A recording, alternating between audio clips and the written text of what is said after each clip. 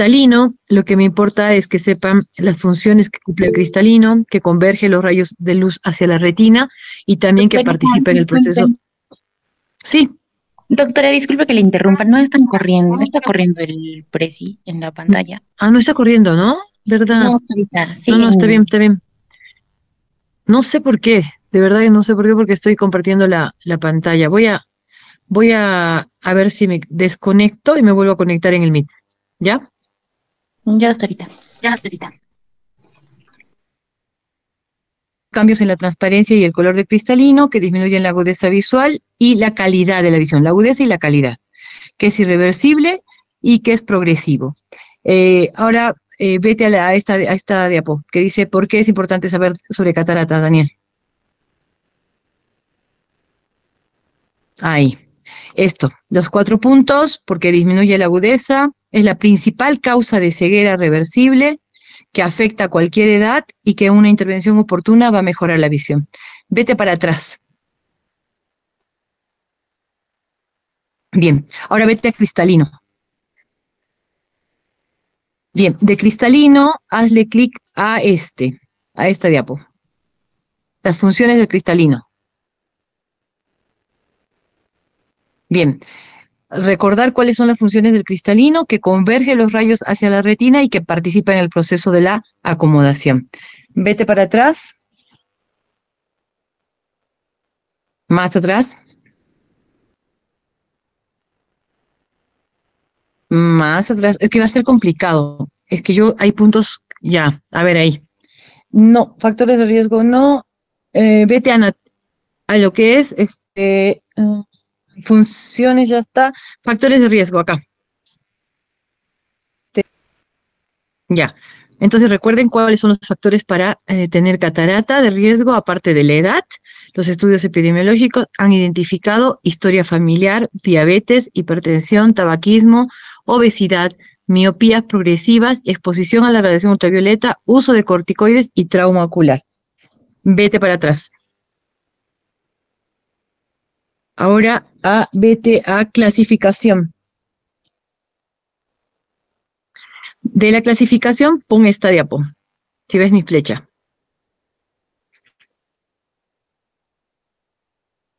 Acá. Hazle clic ahí, aquí, Daniel. Ya. Que recuerden, esta, la primera. No, ya. Bueno, digamos cualquiera de las, pero en realidad que sepan que vienen en clasificación según el origen, según la localización y según el grado de madurez. Puedo llegar a preguntarles de cualquiera de las 3 tipos, alguna de ellas, digamos, si es la congénita o si es la secundaria, si es según la localización. Vete para atrás, Dani. ¿Ya? Entonces, repasen un poco estas porque le puedo llegar a preguntar de cualquiera de ellas algo, ¿sí? Básicamente, algo puntual. De origen, vete para atrás, o vete acá. Clasificación. No, esta. Sí, doctor, es que no, Así. no puedo ver su pantalla, lo que señala. ¿No se ve mi mouse? No, Ay, no, doctor. joder. Miércoles, ¿cómo hacemos? Bueno, intentemos luego ver si la otra clase la puedo cargar, porque si no, así vamos a estar complicados. Entonces, les puedo llegar a preguntar, por ejemplo, la catarata adquirida, ¿cuál es la más frecuente, ¿no? De las adquiridas. Entonces, ustedes seguramente, no sé si voy a hacer un multiple choice, tiene que poner la catarata senil, vuelve para atrás. A ver, vamos a ir viendo las otras, para verla según la localización, no, en clasificación. ¿Listo? Ahora vete de nuevo acá, a la parte de arriba donde dice clasificación. Abre esa. Vete de nuevo a clasificación. Ya. Marca, a ver, puedes abrir cualquiera de estas. A ver, la primerita. Según el grado de madurez. Entonces, les puedo llegar a preguntar, ¿no? Entonces, pues les puedo preguntar, digamos, las cataratas, ¿cómo se clasifican? Y, o de repente, la catarata más frecuente es la senil y me tiene que marcar sí o no, o qué sé yo, ¿no? Entonces, repasen un poquito esto de clasificación de la catarata. ¿Ya? Vete para atrás y veamos clínica, la clínica, en la parte principal. Ya. Clasificación, síntomas. El cuadro clínico, no. Vete a el diagnóstico, entonces. Diagnóstico, ya. Entonces, recuerden cómo recordar básicamente cuál es el criterio diagnóstico en adultos y en niños, ¿ya? Luego, acá, el cuadrito que dice, el primero no, el segundo que dice clínica, ahí. Ese es el primero. Ese. Clínica. Entonces, la clínica de la catarata, básicamente, estos puntos, que son la disminución de la agudeza visual, la visión borrosa o distorsionada, la disminución de la sensibilidad al contraste y que lleva a la ceguera, y también que en algunos pacientes provoca la miopización, o sea, puede mejorar la presbicia del paciente. Esa es la clínica. ¿Okay? Luego vamos a ir a diagnóstico, Dani. Ya, en diagnóstico, no. No, otro, para atrás, a ver. No, ya está. Entonces sería tratamiento, porque el criterio diagnóstico básicamente es la evaluación de los signos que son la leucocoria, la disminución de la agudeza visual, esos son los síntomas, signos, leucocoria, si es una catarata avanzada, y en síntomas ya les he dicho cuáles, que son importantes, y en cuanto a diagnóstico, perdón, acá, en la primera diapo, Dani, donde dice indicaciones, mejor, ya, ahí. Entonces, ¿cuáles serían los exámenes preoperatorios que se realizan al paciente y qué sería en sí la biometría? Entonces, aparte de la evaluación física, con lo que refiere el paciente, la agudeza visual y todo lo demás, tenemos que, como examen preoperatorio, hacer el cálculo de la potencia del lente que se va a colocar y eso se llama biometría. Y para calcular ese lente, tenemos que tener la medida de la longitud axial y la curvatura de la superficie corneal. Esas dos tomas son necesarias para hacer el cálculo de la medida del lente intraocular. Y vuelve para atrás, Dani. Y los dos tipos de cirugías que hay para, puedes marcar esa, ajá. Es esta, que es la cirugía extracapsular, que se hace generalmente en cataratas duras, más avanzadas, maduras. Y vete para atrás, Dani. La otra, que sería la de facomulsificación, ¿ya? La misma con la colocación de lente intraocular. Entonces, los dos tipos de intervenciones que hay para la cirugía de catarata y nada más de catarata. Nada más. Ahora vamos a ver si puedo cargar el otro tema. Salte de ahí. Bien. Voy a ver si puedo cargar otro tema. Espérenme. De catarata. Vamos a ver si puedo cargar el de ojo seco. ¿Ya? Me voy por acá. Enfermedad del ojo seco. Aquí. Ojalá que cargue.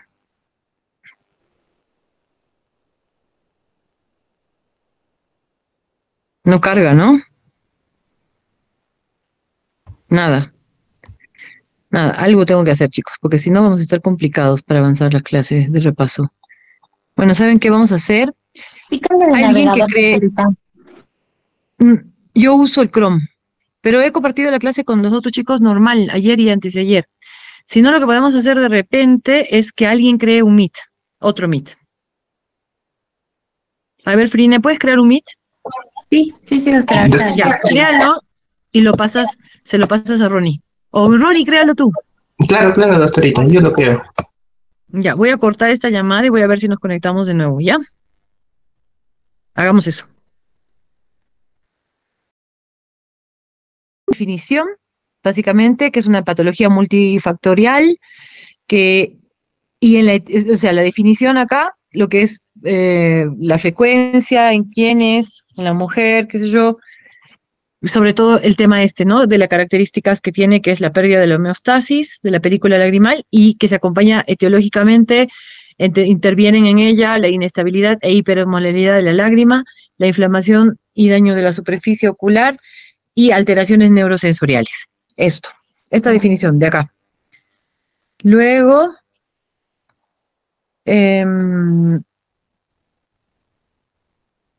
la clasificación, factores de riesgo no, impacto no. Las bases anatómicas, básicamente esto, la parte del aparato lagrimal en general, cuáles son las glándulas que producen y qué capa pueden producir. La parte excretora, que es a través de los puntos lagrimales, los canalículos, el saco y el conducto nasolagrimal. Y de la película lagrimal, las 3 capas que la componen, ¿sí? La capa externa lipídica, la capa media acuosa y la capa interna mucina, y ya saben quiénes la forman.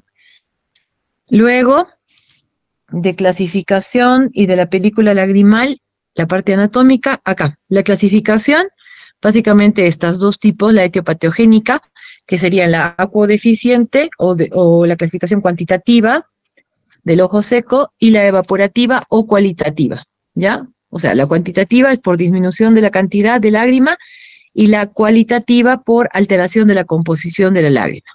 Esas 2. ¿Ok? Luego, el diagnóstico, quiero que... No, esto no, esperen. Ajá, esto. ¿Cuáles son las pruebas de diagnóstico generales que se hacen para el diagnóstico de ojo seco, de la enfermedad de ojo seco?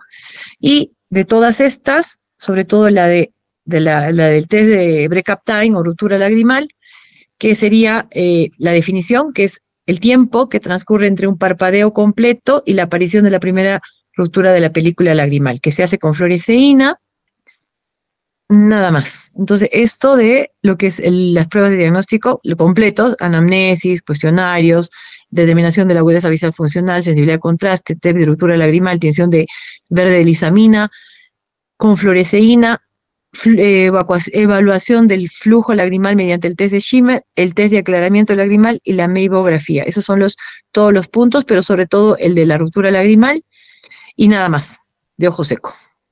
¿Ya? Si van con alguna duda por ahí, me avisan para detenerme a explicar.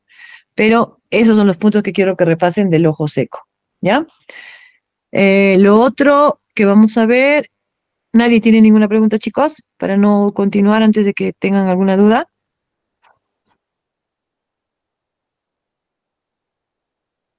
¿No? Dale. Entonces vamos a seguir con el tema de glaucoma. Glaucoma, acá. No, esta no es, acá está. Glaucoma, ya. De glaucoma vamos a ir a los puntos importantes, serían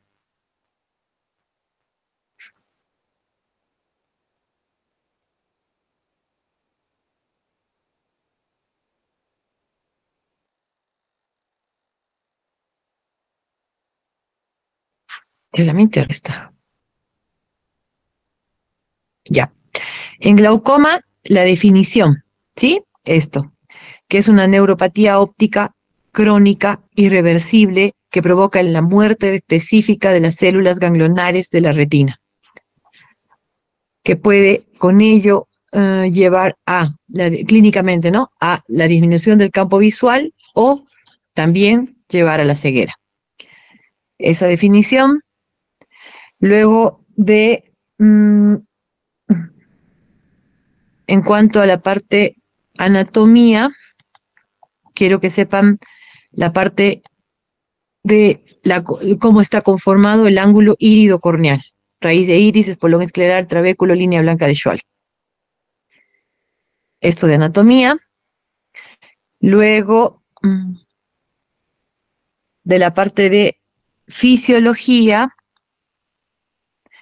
quiero que sepan esto, cómo se produce el humor acuoso, la secreción activa pasiva. Quiero que sepan la circulación del humor acuoso desde la cámara posterior a la cámara anterior hasta el ángulo iridocorneal y también las 2 vías de drenaje del humor acuoso, la trabecular y la uveoescleral. Eso. Luego, de la parte de patogenia de la neuropatía óptica, las dos teorías que involucran el daño son la teoría vascular y la teoría mecánica. Nada más de acá. Luego, en cuanto a lo que es la clasificación, espéreme, no me quiero perder. Entonces, sí, clasificación. No, a ver, espérenme. Quiero ir, exploración, ya, antes. De los factores de riesgo, no, eso no. Factores de riesgo no. Criterios diagnósticos, sí. En criterios diagnósticos quiero que sepan cómo se hacen la evaluación del glaucoma en cuanto a lo que es la presión, la evaluación del nervio óptico, cómo es normalmente un nervio óptico, sepan describir el nervio óptico, también que se hace la evaluación a través del campo visual, que es la pérdida progresiva primero del campo, de afuera para adentro, y también con los estudios complementarios, que sería la OCT del nervio óptico. Y de fibras nerviosas ganglionares, que tampoco lo he puesto ahí, pero sobre todo la tomografía del nervio óptico. Que sepan describir, como les digo, la papila normal, los bordes, la excavación, la relación copa-disco, cómo se observa cómo deben ser los bordes, qué color tiene la papila, todo eso. Acá está, lo de la diferencia de excavaciones que presenta en la relación copa-disco, mayor a 0.3. Luego, en glaucoma, en cuanto a la exploración, ya, digamos, metiéndonos en el tema del glaucoma, ¿cómo se hace una evaluación de un glaucoma? Se hace con la tonometría, que es la medida de la presión intraocular, la paquimetría, que es la medida del grosor corneal, la gonioscopía, que es el estudio del ángulo irido corneal. Acá, ¿ya? Entonces, ¿para qué sirve cada estudio? ¿Sí? ¿Para qué sirve la tonometría? Y por qué también es importante la paquimetría. La paquimetría es importante porque en los tonómetros de Goldman, los tonómetros de contacto, que son los que dan más confianza en la toma de la presión ocular, el grosor corneal, esas máquinas están creadas para un grosor que está acá, que es 0,545 micras, y si el grosor de la córnea es mayor, se hace una correlación, una corrección de la presión intraocular en base al grosor de la córnea. Si es más, se resta presión, y si es menos, perdón, si es más gruesa la córnea, se resta presión, y si es más delgada la córnea, se suma presión en base a la tonometría de aplanación. Acuérdense que hay otros tonómetros que no son de contacto y que no son tan fiables en cuanto al seguimiento de un glaucoma. Entonces, ¿cómo se hace la exploración? Y en cuanto a la clasificación, quiero que sí conozcan los tipos de glaucoma que hay y quizás alguno que otro, 2 por lo menos de cada tipo, ¿ya? De los glaucomas del desarrollo, de los glaucomas asociados a trastornos oculares, de los glaucomas secundarios, o sea, de todos estos, por lo menos 1 o 2 ejemplos, ¿ya? Que lo sepan en la clasificación. Hasta ahí, antes de entrar a cada glaucoma, ¿alguien tiene alguna pregunta?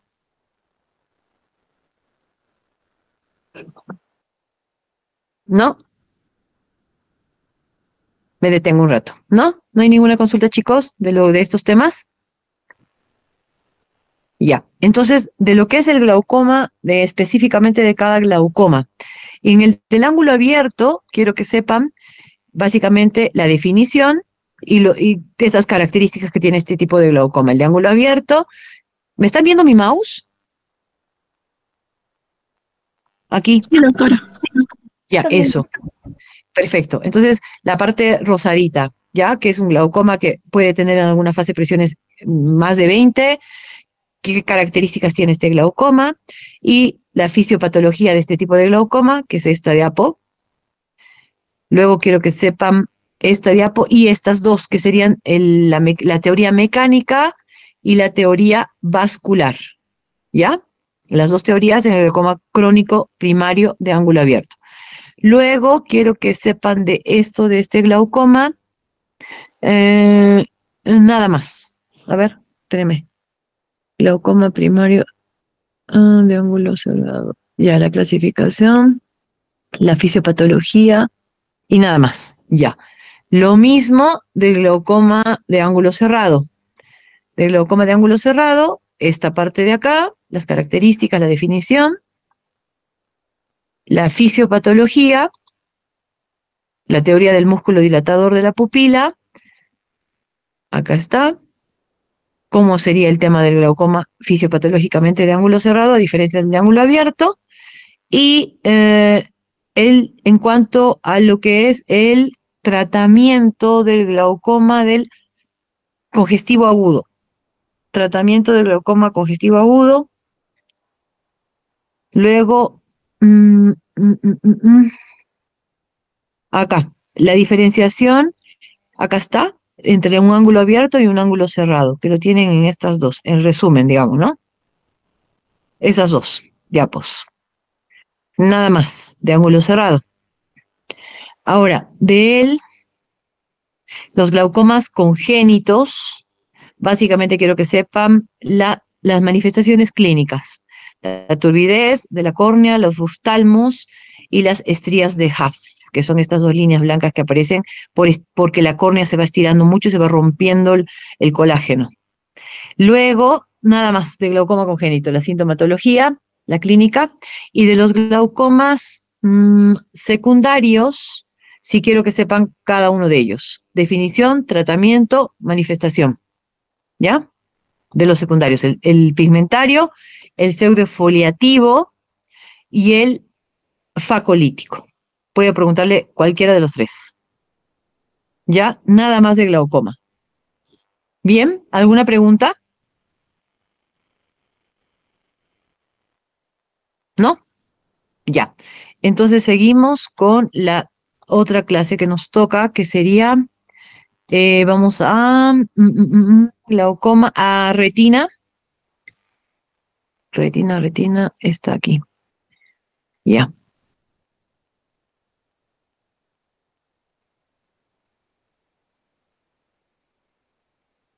Ya.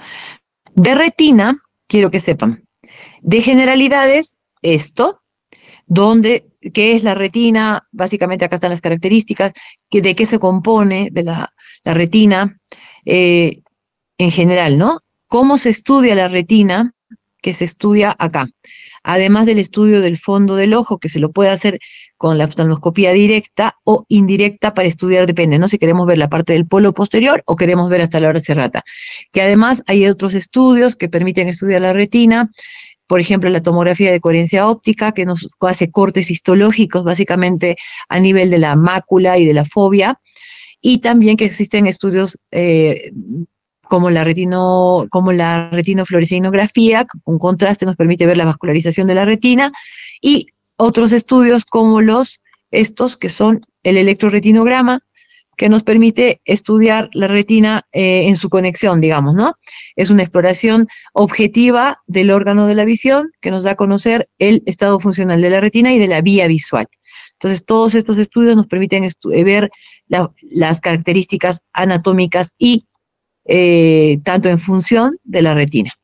Acuérdense de las diferencias entre la oftalmoscopía directa e indirecta, que la tienen en estos dos dibujitos, y también hay un cuadrito ahí que les da las dos diferencias, ¿no? En cuanto a imagen, hasta dónde se llega, qué campo visual tiene, todo eso, ¿ya?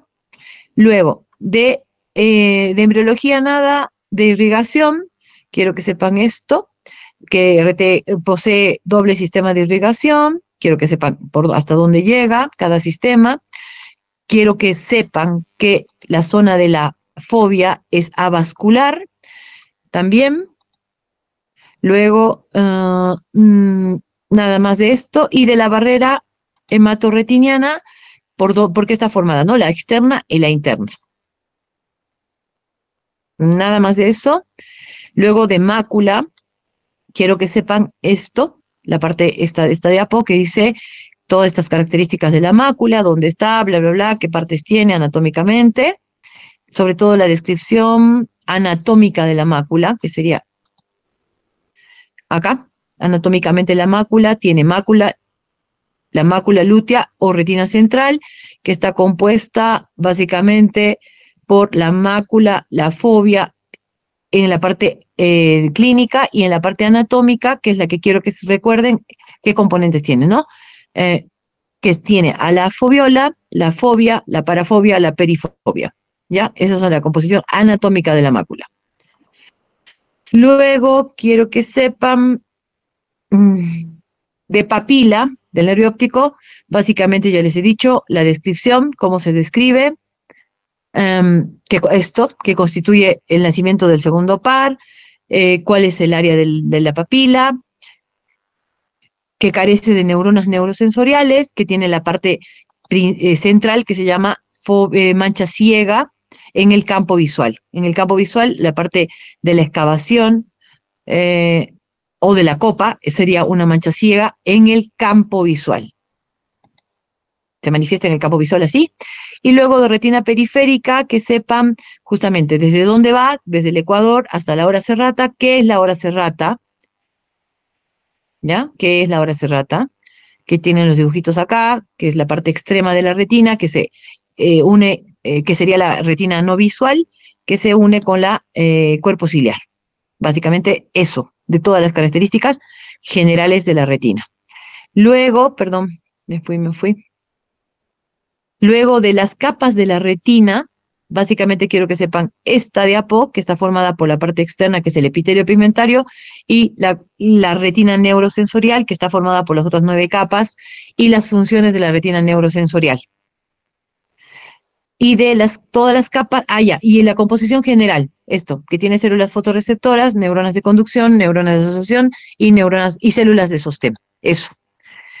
Luego de todas las capas, quiero que sepan del epitelio pigmentario, las funciones del epitelio pigmentario. Quiero que sepan de los fotorreceptores también, lo mismo, las propiedades de los conos y bastones, que está en esa diapo. Acá también la tienen. Esas 2 diapos de conos y bastones, y de las capas de fibras nerviosas ganglionares, ¿ya? ¿Qué es y para qué, y qué funciones tiene, ¿no? Nada más de capas de la retina, perdón. Luego, ¿hasta ahí alguna pregunta de retina? No. Ya. Luego tenemos de patología del desprendimiento del vítreo posterior. Quiero que sepan los síntomas. Quiero que sepan los síntomas que serían las miodesopsias. ¿Qué significarían las miodesopsias en un desprendimiento de vitrio? ¿Qué significaría ya una asociación a fotopsias? ¿Y qué significaría ya una asociación a los síntomas de visión de sombra o cortina en el campo visual, que ya sería la asociación con un desprendimiento de retina? ¿Ya? Quiero que sepan dónde están normalmente el vitrio unido a la membrana limitante interna, o sea, todas estas zonas, la base del vitrio. La base del vitrio es la zona de la hora serrata y el vitrio tiene una adherencia muy fuerte. En los márgenes del disco óptico o cabeza del nervio óptico también es la unión del vitrio es fuerte. Luego en la fobia y luego en los vasos sanguíneos la unión del vitrio es débil, ¿ya? Entonces quiero que sepan eso. Luego, ¿cuáles son las consecuencias y complicaciones del desprendimiento del vitrio en general? Que pueden ser desgarros o agujeros en la retina, puede asociarse a un desprendimiento de retina, a un agujero macular o a un nuevo vitrio. Todo va a depender de la zona de adherencia que tenga ese paciente más fuerte. Normalmente lo que les he dicho es lo normal, pero puede haber pacientes que tengan adherencias más firmes, por ejemplo en la mácula, y su desprendimiento del vitrio puede provocar un agujero macular. Si tiene adherencias firmes en algún vaso, puede provocar un hemovitrio, que es sangre en el vitrio. Si tiene una adherencia muy firme en la base del vitrio, puede generar agujeros o desgarros o un desprendimiento de retina. Eso. Es básicamente esta diapo. Nada más de desprendimiento del vitrio. Ya acuérdense, mire, acá tienen como la atracción a nivel de la mácula y de la fobia ha generado este agujero macular en una OCT de mácula. Y acá es un desprendimiento del vitrio con este anillo que se formaba cuando se desprendía completamente de la papila, del nervio óptico. ¿Ya? Síntomas, fotopsias, miodesopsias, ya saben cuáles son importantes y qué significan. De desprendimiento de vitrio, nada más. De desprendimiento de retina, la definición, que es la separación de qué con qué. ¿Qué formas clínicas hay de desprendimiento? Tenemos el reumatógeno, tenemos el traccional y el exudativo, ¿ya? Y qué tipo de patología podría involucrar cada cada tipo de desprendimiento. Digamos, en el traccional puede estar asociado a una retinopatía diabética, en el exudativo puede estar asociado a una toxemia del embarazo, a una coroidiopatía serosa central, eso. Básicamente, unos ejemplitos de cada tipo. En cuanto, espéreme, de desprendimiento de retina, ¿qué más?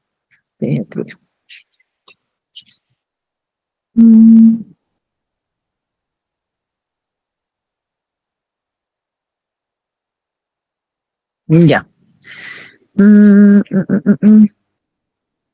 Ya, nada más. En cuanto a lo que es la clínica del desprendimiento de retina, es esta, fotopsias, miodesopsias, ya la visión de cortina, o si es a nivel de la mácula, se va a ver distorsión de las imágenes, que es la metamorfopsias. En cuanto a lo que es el diagnóstico, ya saben, básicamente, no, diagnóstico no, pronóstico. Si involucra la mácula o no la involucra. El pronóstico depende si el desprendimiento afecta o no la mácula. Eso. Y cómo se hace la evaluación en caso de que no se pueda observar la retina por un hemovitrio, por ejemplo, ¿qué estudio se le debe pedir al paciente? Entonces le pide una ecografía, no una OCT, porque para la OCT también tiene que haber medios transparentes. Entonces la ecografía sería el estudio que se solicita cuando no se puede observar el fondo del ojo o la retina periférica. Y en cuanto al tratamiento del desprendimiento del vitrio, sobre todo en los tipos de tratamiento que hay, ¿no? Básicamente conocerlos, que es según el tipo de desprendimiento de retina que hay. Acá, en esta diapo, aunque no, es mucho, nada, eso no, tratamiento no. Solamente los tipos y cómo se hace el diagnóstico y cuándo el pronóstico es peor, ¿no? Cuando afecta la mácula.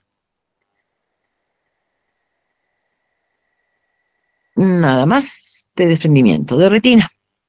Luego, en lo que es otra patología de retina, entonces las degeneraciones centrales, quiero que sí sepan el síndrome macular, ¿qué significa eso?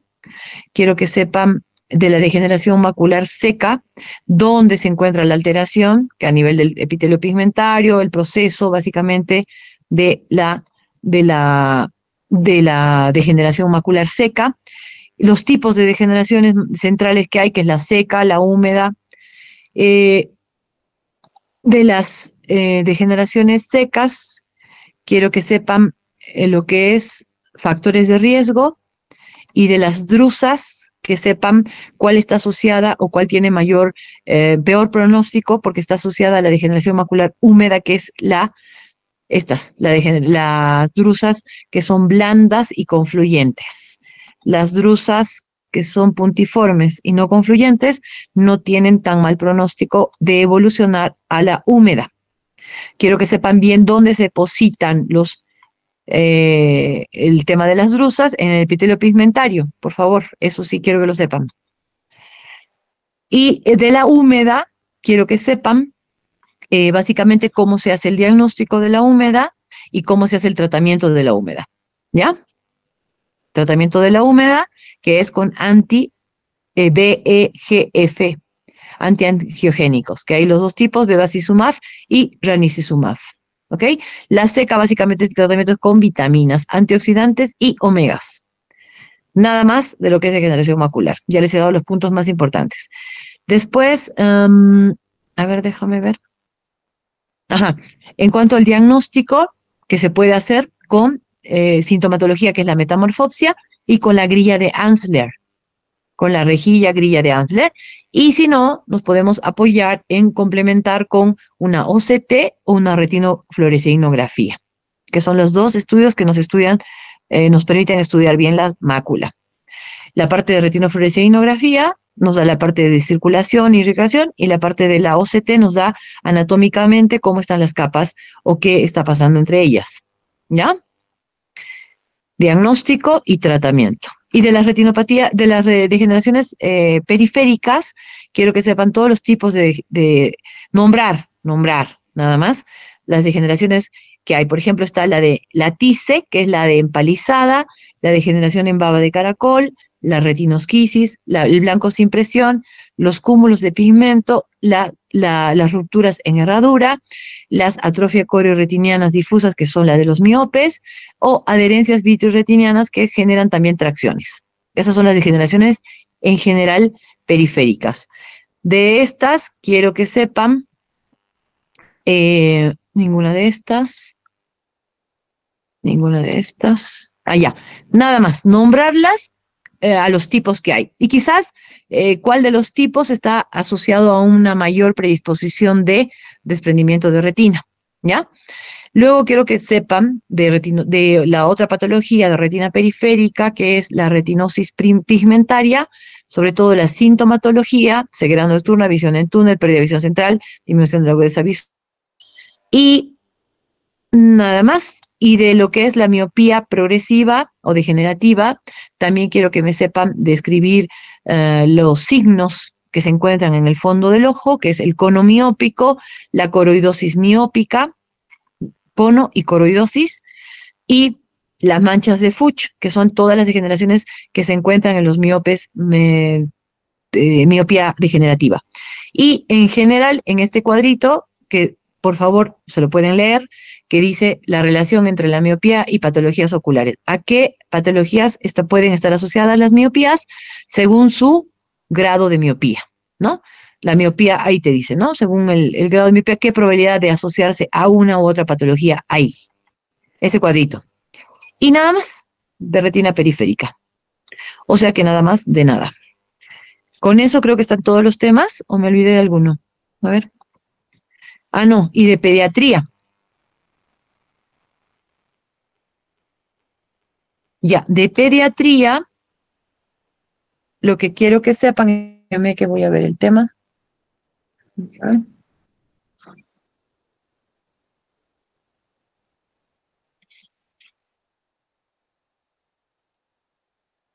Retina.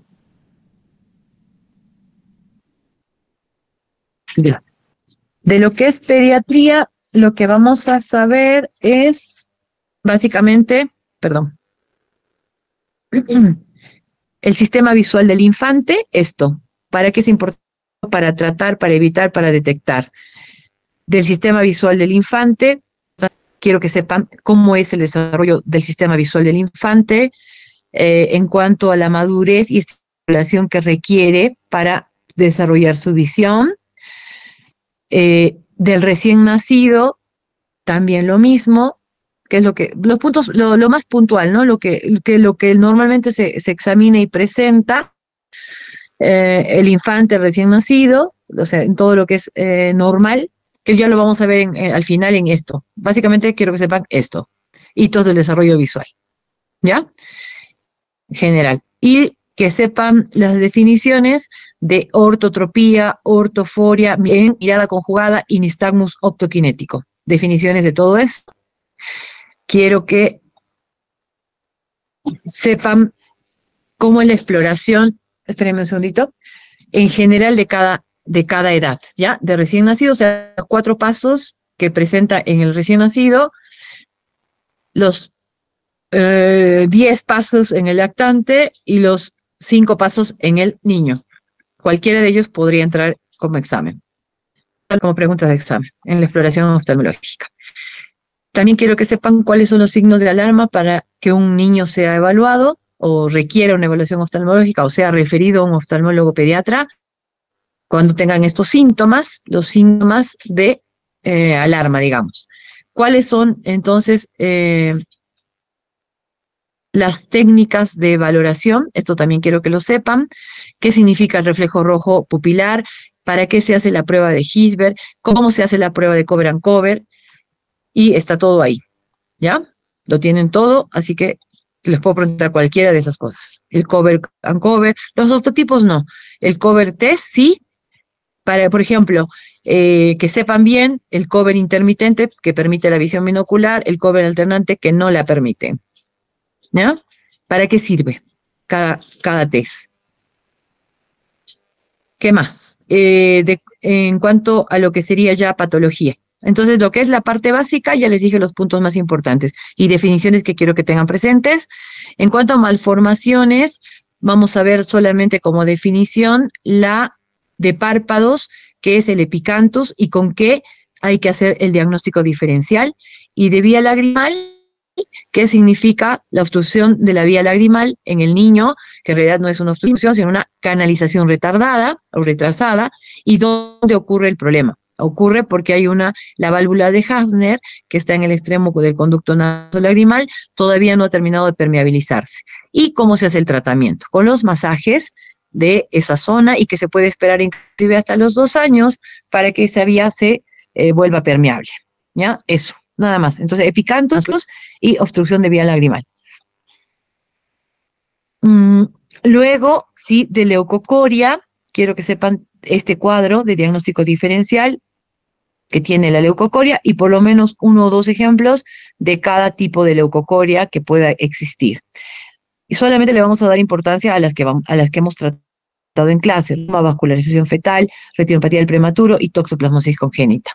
Y de todas estas, del retinoblastoma, la definición, qué tipo de tumor es, qué tipo de malignidad tiene, qué sintomatología puede tener, cómo se puede presentar el paciente, acá, el signo y los signos y los síntomas más frecuentemente que puede presentar el paciente con retinoblastoma, y cómo se hace el diagnóstico de retinoblastoma. ¿Ya? Nada más. Esto no, ya. Nada más retinoblastoma. Luego de retinopatía de la prematuridad, quiero que sepan la definición, el tratamiento que está en este cuadro y en esto, ¿ya? ¿Cuáles son los factores de riesgo para un paciente tener retinopatía del prematuro? La edad de gestación, el bajo peso al nacer, cómo se hace la prevención y cómo se hace el tratamiento, que también está ahí. El cuadrito este y este, nada más, de retinopatía del prematuro. Nada de vascularización, nada de toxo.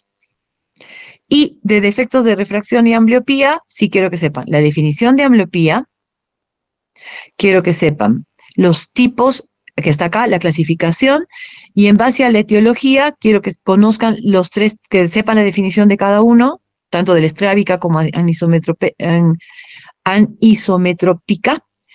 la ametrópica y la de por deprivación. La definición de cada uno les puedo preguntar cualquiera. Y en cuanto al tratamiento, básicamente estos 4 puntitos: eliminar la causa, corregir el efecto de refracción, oclusión de degradación de la óptica, profilaxis de la recidiva de la ambliopía recuperada. Y les he puesto acá, básicamente, cómo se hace el estudio de refracción de un niño, que se puede hacer de forma automática con estos aparatitos que son automáticos para los bebés, o ya si colabora el niño y se apoya en esta máquina que se llama autoqueratorefractómetro.